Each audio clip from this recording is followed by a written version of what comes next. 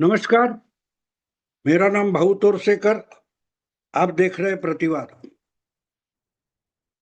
दोस्तों,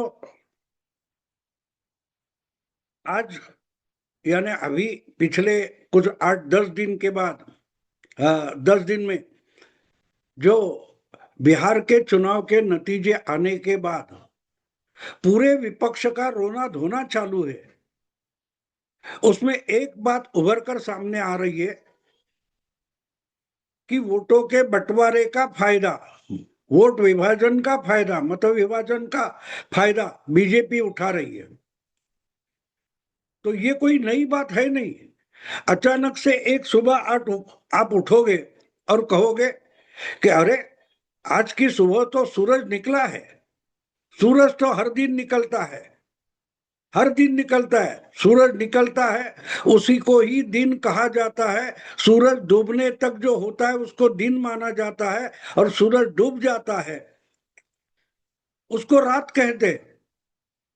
तो सूरज निकला है, ये कोई नई बात नहीं होती, ना कि खबर होती है, ना कोई रहस्य उद्घाटन होता है। तो वोट विभाजन यानी मत विभाजन का फायदा मानो पहली बार बीजेपी को बिहार में मिला है या महाराष्ट्र में मिला है, ऐसा कहना ये अपने आप को बेवकूफ बनाने की बात है। ये हमेशा होता आया है, बार बार होता आया है। और जब बीजेपी नहीं थी, आजादी के बाद लगातार लगातार 20, 25, 30 साल कांग्रेस बड़ी संख्या में अपने एमपी, अपने एमएलए चुनकर लाती थी। देश के हर राज्य में कांग्रेस का ही मुख्यमंत्री होता था, कांग्रेस का ही प्रचंड बहुमत होता था। लोकसभा में 300 से भी ज्यादा कांग्रेस के एमपी हुआ करते थे। इंदिरा जी बुरी तरह से चौथे जनरल इलेक्शन में हार गई 1967। फिर भी उनको जितनी सीटें मिली थी 2014 में, बिल्कुल उतनी ही सीटें नरेंद्र मोदी जीत कर लाए। तो उसके बारे में बहुत सारी बातें कही गई, लेकिन मोदी ने जो पराक्रम किया, विक्रम किया, बीजेपी को सिंगल बहुमत, सिंगल पार्टी बहुमत मोदी ने ला कर दिया। इसकी जो सराहना हो रही थी, उसको 1967 में इंदिरा जी की हार माना गया था, क्योंकि उसके पहले के 3 सार्वत्रिक चुनाव 1952, 1957 और 1962 लगातार नेहरू की नेतृत्व में 300 से ज्यादा सीटें कांग्रेस ने जीती थी। और विपक्ष ज्यादा से ज्यादा 25 या 70, 80 तक ही जा पाता था। कहने का मतलब ये है कि उस वक्त कोई बड़ा राष्ट्रीय दल नहीं हुआ करता था। 4-5 राज्यों में जिसकी ताकत है, ऐसा भी कोई दल नहीं था। ना जनसंघ था, ना बीजेपी, ना कम्युनिस्ट, ना सोशलिस्ट। तो ये जो छोटे छोटे दल थे या क्षेत्रीय दल थे, इनमें जो वोटों का बंटवारा होता था, उसका ज्यादा से ज्यादा लाभ कांग्रेस को मिलता था। और कांग्रेस को आजादी के पहले से चलती आई पार्टी थी, उसका फायदा उसको मिलता था। और बाकी जो आजकल या पिछले 30-35 साल में हम अलग अलग पार्टियां और दल देखते हैं, उनका तो उद्भव ही 1960-70 के दशक में हुआ है। और इसलिए वोट विभाजन का फायदा आज बीजेपी को मिल रहा है, तो 70 के पहले, 80 के पहले वो फायदा कांग्रेस को मिल रहा था। तो ये कोई नई बात नहीं है। मैं आज ये इसलिए समझा रहा हूं कि 1967 में सबसे पहले ये विभाजन रोकने की कोशिश डॉक्टर राम मनोहर लोहिया, जो समाजवादी पार्टी के बड़े नेता और थिंकर और मनीषी हुआ करते थे, उन्होंने की थी। और 8-10 राज्यों में विधानसभा के चुनाव में या लोकसभा के चुनाव में गठबंधन बनाकर चुनाव लड़े गए थे। उसको संयुक्त विधायक दल वगैरह कहा गया था। 9 राज्यों में कांग्रेस हार नहीं गई थी, लेकिन बिगर कांग्रेसी सरकार आ चुके थे। ज्यादा से ज्यादा जगह मत विभाजन टाला गया तो कांग्रेस की हार हो गई थी। आज मैं ये इसलिए बता रहा हूं कि बिहार चुनाव के बाद मत विभाजन हम इकट्ठा लड़ेंगे, हमारे महाराष्ट्र में तो जोरों शोरों से चल रहा है। ठाकरे बंधु, कांग्रेस और ठाकरे बंधु साथ आएंगे या नहीं, वरना तो विभाजन हो जाएगा, उसका फायदा बीजेपी को मिलेगा। अरे आज मिल रहा है तो पहले किसको मिलता था? क्योंकि हमारे यहाँ बाइपोलर यानी द्विपक्षीय प्रजातंत्र नहीं है। हमारे यहाँ अलग अलग छोटी छोटी पार्टियां हैं। कुछ पार्टियां अकेले उसी राज्य के किसी कोने में है, या तो पूरे राज्य की पार्टियां हैं। तेलंगाना राज्य समिति, या समाजवादी पार्टी, या मायावती की बीएसपी पार्टी, लालू की आरजेडी, उद्धव की शिवसेना, एकनाथ शिंदे की शिवसेना, शरद पवार की एनसीपी, या तमिलनाडु में डीएमके। ये उसी राज्य के लिए सीमित पार्टियां हैं, उनका वहां प्रभाव है।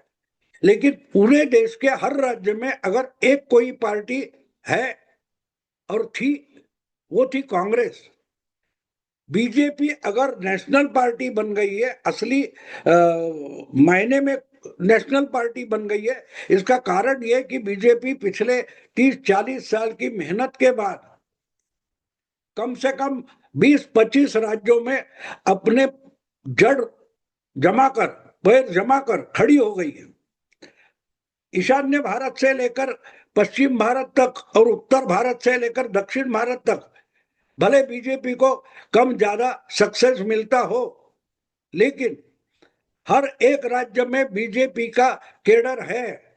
शायद एक आध एमएलए हो ना हो, लेकिन लड़ने की ताकत रखने वाला संगठन बीजेपी के पास है। और इसलिए जहां बीजेपी की ताकत है, वहां वोट विभाजन का फायदा बीजेपी नहीं उठा सकती, क्योंकि वो दुबली है। लेकिन जहां उसकी ताकत है, उसके सामने कांग्रेस से लेकर पूरे के पूरे सारे क्षेत्रीय दल बौने बन जाते हैं, दुबले बन जाते हैं, और बीजेपी जीत जाती है। वही तो बिहार में हुआ है।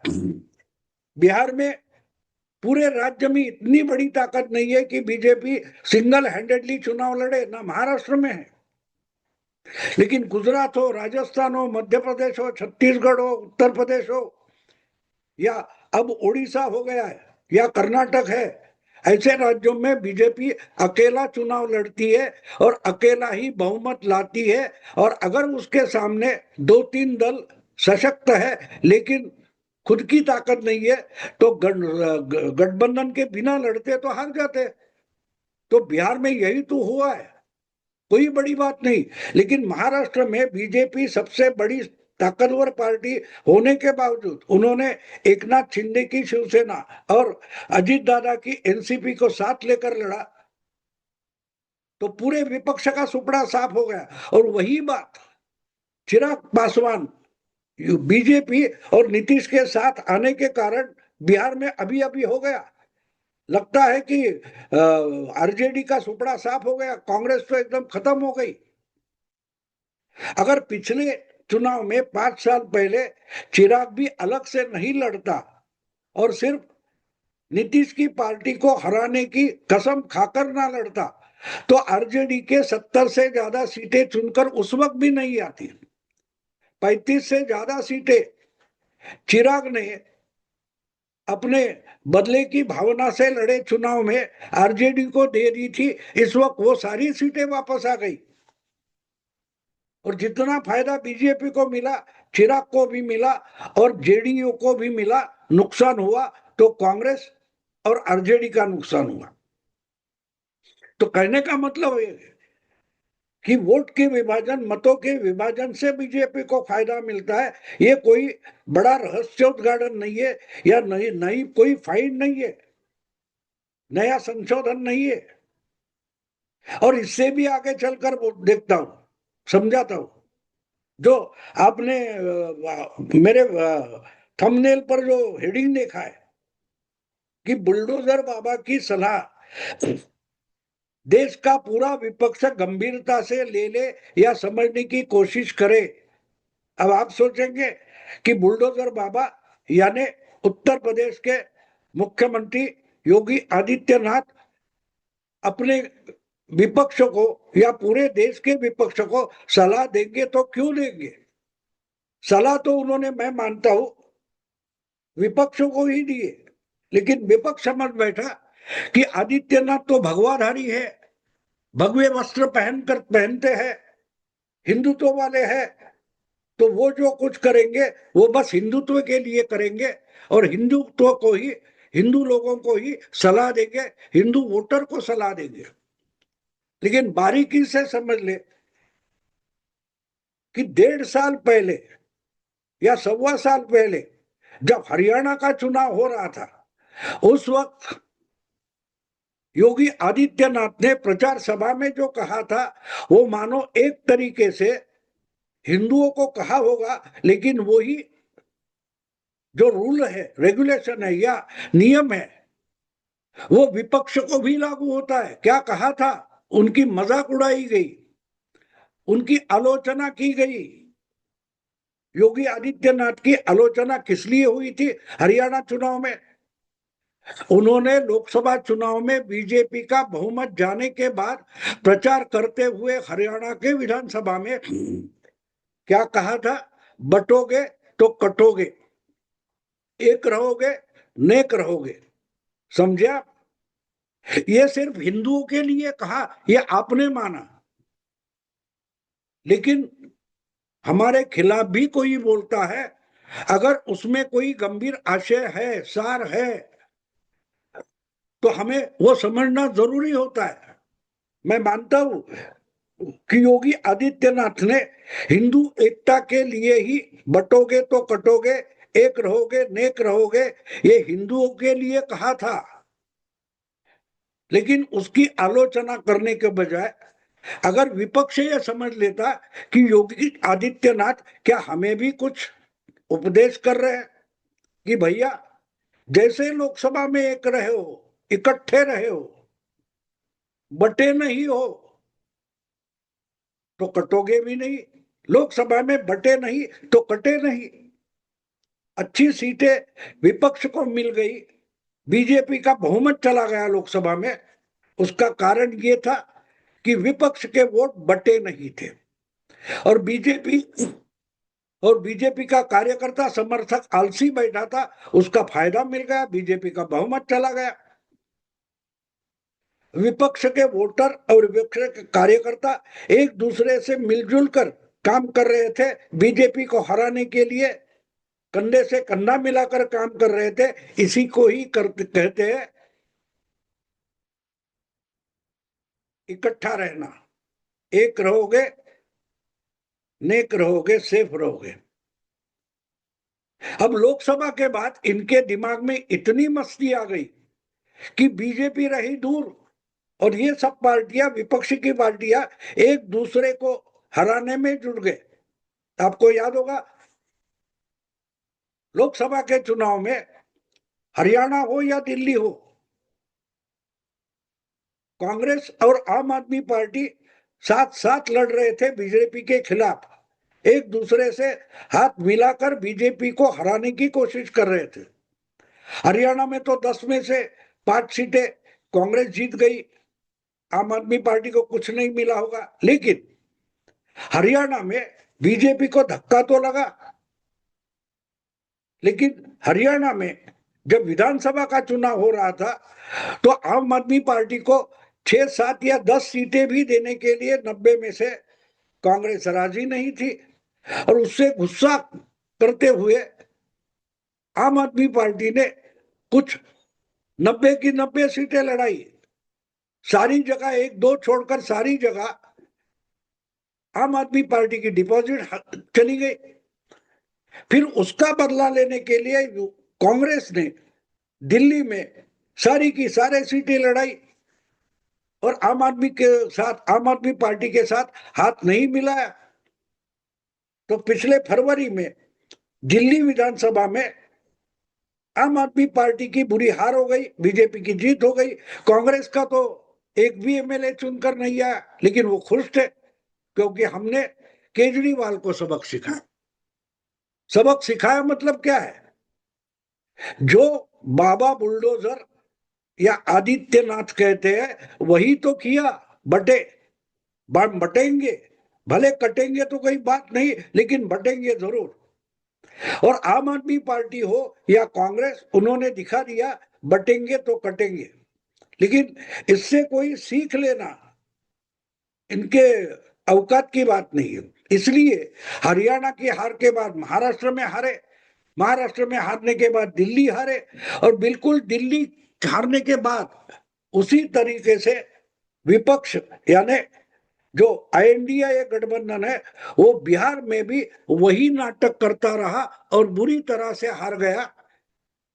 उनके लिए बाबा बुलडोजर जो कहते थे वही सच हो गया, बट गए, कट गए, और इतनी बारीकी से कट गए कि पूरा सुपड़ा साफ हो गया। विधानसभा में शायद नेता विपक्ष का पद भी तेजस्वी को ना मिले, राज्यसभा में उनका एक भी कैंडिडेट चुनकर नहीं आएगा, लेकिन वो भी अलग विषय है, उस पर बाद में बात करेंगे। लेकिन एक बात समझना जरूरी है, अगर योगी आदित्यनाथ अपने लोगों को कहते हैं तो उसमें से भी सबक लेना, ये हर पार्टी का काम होता है। अब कि राहुल गांधी भी कांग्रेस के लिए कुछ कहे, अगर कांग्रेस छोड़कर बीजेपी के लिए उसमें से कुछ सबक सीखने जैसी बात हो तो सीखना जरूरी है। और मैं मानता हूं, मैं देखता हूं कि बीजेपी वाले, सोनिया गांधी हो, राहुल गांधी हो, या और कोई कांग्रेस वाला हो, वामपंथी हो, उसने अगर कुछ गंभीर इशारा दिया है तो बीजेपी समझने की कोशिश करती है, सुधरने की कोशिश करती है, इसलिए जीतती है। पिछले एक साल में अगर कांग्रेस और विपक्ष बुलडोजर बाबा की बात गंभीरता से लेते तो बिहार में, दिल्ली में भी थोड़ा फर्क हम देख सकते थे। लेकिन मुझे लगता है कि ये पॉसिबल नहीं है। बहुत जल्दी, और अगले 1.5 साल में उत्तर प्रदेश का विधानसभा चुनाव है, उसमें भी ये लोग बटेंगे और कटेंगे, और कटने की तैयारी में राहुल गांधी अभी से लगे हुए, अखिलेश भी उनकी मदद कर रहे हैं। दोस्तों, अभी यही रुकता हूं। अगर वीडियो पसंद आए तो लाइक कीजिए, शेयर कीजिए, और प्रतिवाद को सब्सक्राइब कीजिए। नमस्कार।